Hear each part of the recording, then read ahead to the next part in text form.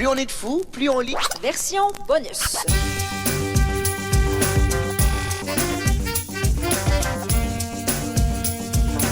Ici Marie-Louise Arsenault en direct du studio 17 de Radio-Canada à Montréal. Nous retrouvons sur ce plateau Jean-Philippe Cipriani, Sophie Lorrain, Marc Coiteux et Ogden Ridjanovic. Et nous accueillons Azam Ibn Zahir, auteur spécialiste de la nutrition humanitaire et membre du groupe international d'études et de réflexion sur les femmes en islam. Asma, vous publiez cette semaine un essai intitulé « Chronique d'une musulmane indignée ». Qu'est-ce qui vous indigne en ce moment? Bonjour Marie-Louise. Bonjour. Merci premièrement pour l'invitation. Ça nous fait plaisir. En fait, ce qui m'indigne aujourd'hui, c'est un peu la même chose que ce qui m'a indigné pendant toutes ces années que je militais, c'est-à-dire il y a la situation socio-économique dans le pays. Il y a aussi les stratégies de diversion électoralistes tenues par certains politiciens et on est encore là-dedans. Oui. Il y a aussi en fait des injustices au niveau global, au niveau international que j'ai pu témoigner à travers mes voyages, Vous etc. avez beaucoup voyagé, oui. Oui, j'ai travaillé ça dans le domaine de l'humanitaire pendant quelques années, qui m'a permis un peu de faire le tour de plusieurs pays, d'une quinzaine de pays minimum. Et donc c'est clair qu'on revient ici avec un paquet d'émotions, et puis on revient ici, puis il y a d'autres débats en fait ici qui sont parfois très superficiels entre guillemets. Oui. Sur l'échelle des priorités qu'on a, mais qui occupent quand même beaucoup de place. Merci. Et bienvenue à ceux qui joignent à nous.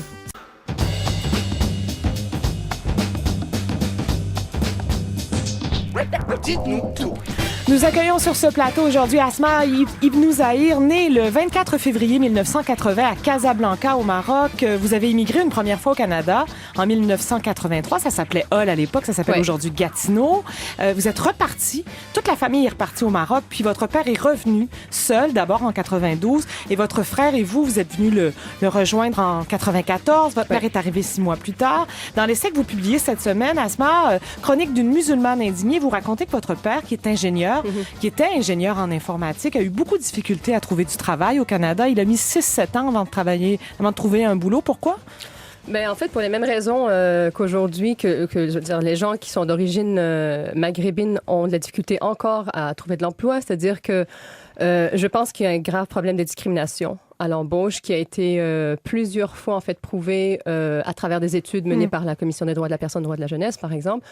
Et parce que en fait mon père il était trilingue, il parlait français et anglais parce qu'il avait fait ses études en Angleterre entre autres et en France. Et puis donc, il n'y avait aucune raison de le refuser. Autre que, comme je dis dans l'essai, en fait, son nom concordait pas peut-être avec certaines préférences. Et donc, ce qui fait qu'il a passé du temps à chercher. Pendant 6-7 ans, il avait trouvé un contrat de 6 mois comme analyste programmeur, ce qui était beaucoup en dessous de ses qualifications. Oui. Il l'a quand même fait et tout. Et puis après ça, à la fin, en 99, il avait trouvé donc un emploi qui était très, très intéressant avec CGI. Et puis, la même année, il est tombé malade. On lui a trouvé un cancer. Il est décédé un an plus tard. C'est une histoire assez horrible. Vous êtes de culture musulmane. C'est une religion que vous pratiquiez adolescente sans vraiment, écrivez-vous toujours dans cet essai, sans vraiment comprendre la portée ou les contours de la religion. Puis arrive le 11 septembre 2001. Qu'est-ce qui se passe, Asma? En fait, le 11 septembre, c'est-à-dire avant le 11 septembre, moi, j'ai vraiment grandi dans un milieu où est-ce que j'avais pas d'amis musulmanes, en fait, avant le 11 septembre et tout. J'avais pas d'amis, même des amis arabes. Je pense que j'en avais une d'origine arabe. Et donc, ce qui fait que mon identité musulmane, ça occupait pas beaucoup de place dans mon discours ou dans ma façon de m'identifier. Vos parents n'étaient pas particulièrement pratiquants non plus? Ils étaient, mais je veux dire, ma mère apportait pas de foulard. Ils étaient pas visiblement, entre guillemets, pratiquants. C'est-à-dire, il y avait pas de discours religieux à la maison. Donc, j'ai donné un peu une anecdote, ce qui est arrivé avec mon père, par exemple, par rapport à l'affiche, une affiche, en fait, à travers laquelle j'ai compris que lui était contre Khomeini et le régime en Iran et tout. Donc là, je peux deviner un petit peu. Vous avez mis le programme de la prière dans votre chambre. Oui. Il y avait une photographie de Khomeini qui était au pouvoir à l'époque, en Iran. Et votre père, ça l'a choqué complètement. Oui, mais j'étais super jeune, j'avais aucune idée c'était qui ce Khomeini-là. J'avais même pas remarqué la photo. Et là, c'est mon père qui a eu vraiment le choc en la voyant. Et là, après, j'ai compris ça vraiment plusieurs années plus tard, quand j'ai su c'est qui Khomeini.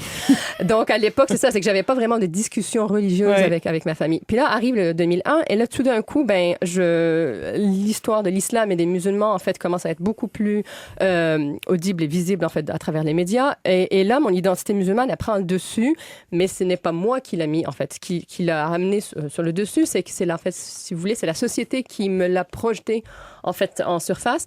Et c'est là que ça commence à être difficile, parce que là, c'était déjà très difficile, comme je dis dans l'essai, de vivre avec ça parce que j'étais quand même j'étais pratiquante mais j'avais pas une conscience spirituelle, si on peut dire, c'est-à-dire je faisais un peu un minimum, je faisais un peu vous aviez de la prière par exemple. Oui, je faisais la prière, mais un peu je pense comme beaucoup de gens, c'est-à-dire que la religion, on en prend ce qu'on peut, on en laisse ce qu'on peut, c'est-à-dire il y a personne pour nous taper sur la tête, en tout cas quand on n'est pas dans un pays qui est une théocratie. Alors et puis là en fait mais c'était quand même difficile parce que je veux dire il y avait une petite conscience donc religieuse qui faisait que je savais quand je faisais quelque chose, par exemple, qui n'était pas très islamique, on va dire, je savais que la religion était contre ça et tout. Sauf que donc ça créait un malaise. Et donc là, c'était difficile à vivre au niveau identité, même juste personnelle. Oui, mais c'est à partir de ce moment-là, si j'ai bien compris ce que vous racontez dans l'essai, que vous commencez vraiment à pratiquer plus avant la religion. À partir de 2004, vous vous mettez, par exemple, à porter le foulard. Oui, mais ce que vous ne faisiez pas auparavant. Oui, c'est qu'avant 2001, donc il y avait ce petit malaise identitaire. Là, en 2001, vu que le côté religieux fait resurface dans la société, ce qui fait que c'est comme si mon malaise, tout d'un coup, je devais le vivre publiquement, je devais l'exprimer publiquement, donc ça devenait plus difficile.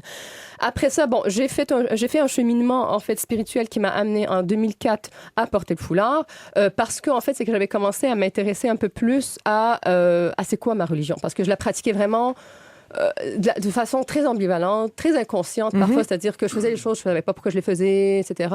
Et donc, à un moment donné, je me suis dit, là, j'ai besoin un peu de comprendre cette religion qui est maintenant devenue si présente dans la place publique. J'ai besoin de la comprendre parce que on me voit d'abord comme musulmane à partir de 2001. Donc, j'ai commencé un peu à me renseigner. Oui. Pourquoi vous décidez de porter le foulard, par exemple? Parce qu'en 2004, en fait, c'est la façon que j'avais perçu ça à l'époque, et qui évidemment maintenant, ce n'est plus comme ça que je le perçois, mais la façon que je l'avais perçu, c'était comme si c'était un peu la porte d'entrée vers une pratique plus assidue, plus sérieuse, entre guillemets, de la religion. Oui. C'est un peu comme ça que je l'avais compris à travers... je commençais à fréquenter des amis qui sont la majorité des Québécoises d'origine canadienne-française, mais convertis à l'islam. La majorité portait le foulard. Et donc, pour moi, ça avait créé un peu... c'est-à-dire, mes amis d'avant, comme n'étaient pas musulmanes, ne le portaient pas. Mes amis de post-2004 étaient musulmans, le portaient. Donc, on dirait que dans ma tête, ça a fait... c'est ça le lien, en fait, avec la pratique plus assidue. Et j'ai commencé à le porter là. Comment les gens ont réagi, Asma? Vous le racontez dans l'essai. Oui, en fait, c'est ça. C'était très varié selon... dans la famille, c'était varié entre... OK, c'est bon, ça nous étonne un peu parce que, tu vas laisser tomber quelques affaires que tu aimais bien et tout, certains sports que j'aimais et tout. Comme le water polo, par exemple. Que je pratiquais, oui. Mais j'avais trouvé d'autres sports. Et puis, après ça, en fait, de la part des amis, il y en a qui étaient choqués. Il y en a qui voulaient plus comprendre mon choix et tout, mais elles étaient très, très, très ouvertes au choix. Et il y en a d'autres qui ont vraiment essayé de me convertir. C'est n'importe quoi, Dieu n'existe pas, c'est du n'importe quoi la religion, etc. Donc, c'est un genre de prosélytisme athée, comme j'ai dit dans le livre. Donc, c'était vraiment varié. Aujourd'hui, vous avez arrêté de le porter? Oui, je l'ai arrêté en 2012, en fait. Pourquoi? Parce qu'encore là, c'est ça. C'est que moi, en fait, c'est que ma réflexion, je la vois vraiment comme quelque chose de dynamique. C'est-à-dire, je bloque pas, en fait. Comme une évolution, en fait. En fait, je sais pas si ça serait une évolution parce que dire ça, c'est comme dire que les femmes qui le portent encore. Tout à fait, vous avez raison. N'ont pas évolué. Ouais, c'est maladroit. C'est maladroit. C'est pas ce que je voulais dire. Mais en fait, vous êtes en mouvement. Vous vous questionnez perpétuellement. Exactement. Exactement. C'est que dans le fond, moi, il n'y a pas un continuum au niveau de la pratique. C'est-à-dire, je suis devenue plus pratiquante et donc je l'ai porté. Là, je suis devenue encore plus pratiquante et donc je l'ai enlevé. C'est pas ça. C'est plus que j'ai commencé à étudier beaucoup plus, en fait, les textes au niveau d'un point de vue, en fait, critique, d'un point de vue aussi du féminisme islamique. Et là, en fait, j'ai compris, en fait, qu'il y avait plusieurs interprétations possibles à ce texte. Et en fait, moi, maintenant, ce que je prône, c'est que c'est juste le respect, en fait, des différentes interprétations du texte. C'est-à-dire que moi, j'aimerais qu'on respecte autant celles qui voient dans le texte une recommandation de le porter que celles qui voient pas ça exactement, qui lisent là-dedans autre chose. Ce qu'on semble avoir beaucoup de difficultés à faire partout dans le monde, Exactement. au Québec aussi, au Canada aussi. Il y aurait 300 000 musulmans au Québec, selon les chiffres du Centre de recherche en immigration de l'UQAM. C'est 1% de la population totale du Québec qui compte 8 millions d'habitants. Ce serait 50 femmes qui portent le niqab, par exemple, au Québec. Et pourtant, c'est en train de devenir un enjeu électoral majeur de la campagne actuelle. Comment vous expliquez? Disons, il y a réellement, visiblement, une peur, une crispation de la part de la population québécoise, de la population canadienne. Comment vous l'expliquez, vous? Mais c'est sûr, je veux dire, c'est très difficile de chiffrer les femmes qui portent le niqab. Je pense que c'est toutes Ce sont des informations qui ont été rapportées dans un article de Rima El Khoury. Elle a calculé, bon, tout ça. Il y aurait une cinquantaine de femmes qui portent le niqab. Donc, le voile complet. On s'entend que c'est une minorité. C'est une grande minorité, oui. Parce que, comme je dis dans le livre, c'est, je veux dire, bon, déjà 1% des Québécois donc, sont 2 fois musulmanes. Là-dedans, bon, disons que la moitié sont des femmes. Une minorité de ça porte le foulard et une minorité d'une minorité porte le niqab. Donc, on est vraiment dans quelques dizaines, comme vous avez dit. Moi, je pense ce qu'il faut faire dans cette situation, je pense qu'il va falloir prendre un recul et juste faire une différence. Je comprends qu'il y a une crispation. Je la comprends plus dans le sens que les gens ne sont pas habitués. C'est-à-dire, ce n'est pas dans la culture locale, etc. Mais quand on arrive au point de légiférer, je crois qu'il est très important de faire une différence entre nos préférences et entre les droits, en fait, qui doivent être garantis par certaines chartes et qui sont garantis par certaines chartes. Je veux dire, il y a une différence entre je n'aime pas le niqab parce que je trouve ça moche, parce que je trouve ça... et de dire, ben, je voudrais que le niqab soit interdit. Et on dirait que dans les débats qu'on a, les débats sociaux, que ce soit par rapport au niqab, que ce soit par rapport au foulard, il y a toujours un mélange des deux. Quand on entend les gens, c'est très émotif. C'est très « j'aime pas ça parce que ça me fait penser à ça, j'aime pas ça ». J'ai peur de perdre des droits, c'est ce qu'on a entendu dans tout le discours entourant la Charte des valeurs. Exactement, j'ai peur de perdre des droits, on me l'impose. Alors, c'est cette question-là aussi de sentir qu'on nous impose une pratique seulement par sa visibilité. Il va falloir aussi qu'on re-questionne ça et qu'on réfléchisse là-dessus.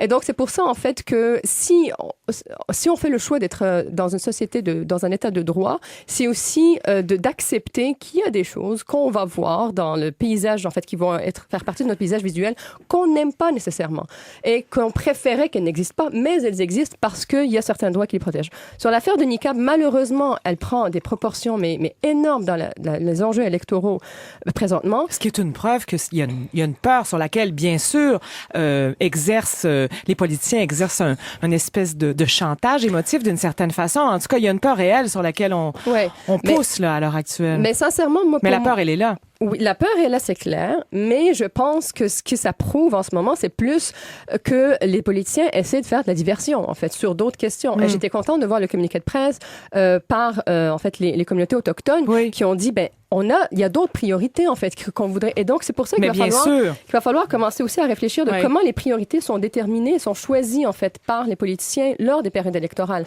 Et c'est très stratégique. Je veux dire, je lisais encore un article aujourd'hui qui disait que la question du niqab dans la loi, elle aurait pu être réglée au mois de février par le gouvernement Harper, mais il l'a pas fait. Donc, c'était calculé. Donc, jusqu'à quel point, nous aussi, dans la population, on se laisse un peu, en fait, on se laisse berner par ces questions-là, puis on se fait avoir aussi puis on se fait embarquer dans des débats qui deviennent très émotifs pour des enjeux électoralistes. Et c'est ça, en fait, c'est ça qui est frustrant et c'est ça qui nous pousse à nous indigner. Bien sûr. C'est une position quand même délicate que la vôtre, c'est-à-dire que se dire féministe et pratiquer une religion, quelle qu'elle soit, que ce soit le catholicisme, que ce soit l'islam, que ce soit la religion juive, on se retrouve à être stigmatisé souvent par les féministes, par beaucoup de féministes, vous l'avez été par exemple, par les gens qui pratiquent la même religion.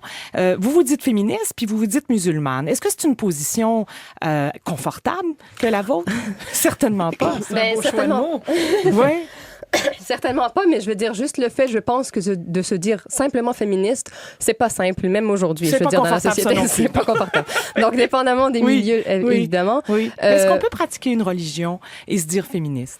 Pour moi, oui. C'est pour ça que je veux dire, je me l'identifie. C'est-à-dire, après, ça dépend comment les gens ils interprètent la question féministe. Pour moi, être féministe, c'est avoir vraiment une conscience et une sensibilité par rapport aux questions d'injustice que subissent les femmes et des oppressions que subissent les femmes à plusieurs niveaux, que ça soit le sexisme, que ça soit le racisme, que ça soit, je veux dire, il y a au niveau de la classe sociale, au niveau donc il y a beaucoup à plusieurs niveaux en fait, les femmes subissent des oppressions et si on a à cœur en fait de lutter contre ces oppressions-là, pour moi ça c'est du féminisme et c'est pour ça que je veux dire ma religion ne m'empêche pas d'être féministe. Au contraire, tout le mouvement du féminisme islamique justement est basé sur le fait que on n'a pas besoin de renier notre religion pour demander en fait l'égalité entre les hommes et les femmes et en fait l'émancipation des femmes dans leur contexte, mais aussi être à l'écoute des femmes d'ailleurs et voir en fait comment elles définissent leurs priorités. Pour moi, c'est ça aussi qui est important dans l'enjeu féministe et qui est aussi une stratégie en fait du féminisme islamique. Ce n'est pas d'être tout le temps entre guillemets les porte-voix de celles qui n'ont pas de voix parce qu'elles ont des voix. Vous étiez contente, vous, quand Pauline Marois s'est présentée à la tête du Parti québécois, puis évidemment en campagne électorale, qu'elle a été élue première ministre, et puis après, est venu le projet de charte qui vous a profondément déçu. Vous dites qu'il y a un lobby islamophobe au Québec. Ouais, j'étais contente. Qui compose ce lobby? Je mettrais un bémol, j'étais pas contente. Je disais que j'étais un peu déchirée parce que c'est intéressant. Vous étiez contente que ce soit une femme. Une femme, ben oui, c'est comme en connaissant l'histoire des femmes au Québec et tout, c'était intéressant. Mais après, on le voyait depuis un petit bout que quand ils allaient gagner les élections, le Parti québécois, ils allaient arriver avec un projet de charte. Donc c'est de là aussi que j'avais un peu des réticences. C'est un projet qui avait été présenté auparavant, certainement. Et donc le lobby en fait islamophobe, c'est constitué de plusieurs personnes, que ce soit des acteurs au niveau académique, au niveau médiatique, il y a une certaine, et je cite des noms dans l'essai en fait. Vous voulez pas le faire au micro? Si vous voulez, mais je veux dire, c'est clair que je veux dire, les voix qu'on entendait le plus au niveau médiatique, il y a Jamila Ben Habib, il y a Michel Sirois, il y a Louise Mayou, et ce sont des personnes, en fait, qui sont très proches aussi, qui étaient très proches du Parti québécois. Oui. Et ce sont des personnes, je veux dire, quand je parle, par exemple, de Jamila Ben Habib, depuis que ça sortit, il faut voir un peu comment la société s'est transformée, comment la paix sociale et comment le vivre ensemble s'est transformé depuis sa sortie de 2009. Et c'est là qu'on va évoluer. Est-ce que cette personne est en train vraiment d'œuvrer pour le vivre ensemble ou c'est en train de créer vraiment des tensions sociales? Et je pense que c'est plus le deuxième cas qui est arrivé, en fait. Est-ce que c'est le but de votre essai, de créer un certain dialogue? Comment on pourrait obtenir un meilleur dialogue, à votre avis, Asma? C'est comme ça un peu que c'est ça que j'ai conclu, c'est que mon but, c'est vraiment juste que les personnes comprennent, en fait, que... Parce qu'après l'indignation, il faut qu'il y ait une écoute, là. Exactement. Ouais. Et puis, c'est de comprendre déjà que les réalités sont complexes, c'est-à-dire que l'être humain est complexe. Et quand on met plusieurs êtres humains dans une société qui ont des relations entre elles, c'est clair que ça crée une hyper-complexité. Et donc, c'est pour ça des réalités complexes, on peut pas... Qui peut être une richesse. Bien sûr, ça peut être une richesse, mais en même temps, il faut éviter, en fait, le simplisme. Et c'est là-dedans qu'on tombe beaucoup, en fait, dans certaines explications données par certaines des femmes, en fait, dont j'ai parlé dans le livre. Ça présente la réalité de façon très simpliste. Tous les bons sont d'un côté, tous les méchants sont de l'autre. C'est très manichéen. C'est très manichéen. Et comme un peu, j'ai vu dans le livre, en fait, dont vous avez parlé aujourd'hui, 2084, c'est vraiment de dire, les voilés, les barbus et la viande halal, c'est ça les symboles de l'islamisme. Je veux dire, ça ne tient pas la route, même au niveau, je veux dire, quand on parle avec des experts, des personnes sur le terrain, c'est beaucoup plus complexe que ça. Pierre-Luc Brisson. Puis on parlait de politique tantôt. Encore faut-il qu'il y ait des espaces politiques au Québec pour permettre un débat serein et profond. Je m'excuse, mais si vous avez écouté le dernier débat des chefs en français avec des questions et réponses de 45 secondes et des interventions qui se limitent à des échanges d'1 minute entre des chefs politiques, c'est clair que des questions aussi complexes que celles de l'intégration vont se résoudre dans des formules chocs puis vont déraper, là. On le vit présentement. Ouais, vous parlez d'une crise identitaire dans votre essai, d'ailleurs. Oui, mais je pense que la crise identitaire, je veux dire, elle traverse tout l'Occident. Et ça, par exemple, Raphaël Liogier, il en parle dans son essai, le mythe de l'islamisation, qui est très bien, et qui vient... Dont on a parlé avec lui, d'ailleurs. On l'a interviewé il y a 2 ans lors de la parution. Exactement. Ah oui, c'est un exercice extraordinaire. C'est-à-dire qu'il fait vraiment l'exercice de calculer le nombre de musulmans, le type de pratique. Ouais. Donc, il calme bien des angoisses. Malheureusement, peu de gens lisent ce genre d'essai. Oui, puis il vient déconstruire complètement ce qui a été dit dans le 2084, le livre que vous avez lu. Oui, dont on va parler avec bonheur dans quelques minutes. C'est un roman, quand même. Ouais. Chronique d'une musulmane indignée. Asma Ibn Zahir, votre essai est publié chez Fides. Il paraît le 30 septembre. Merci beaucoup d'être avec nous aujourd'hui.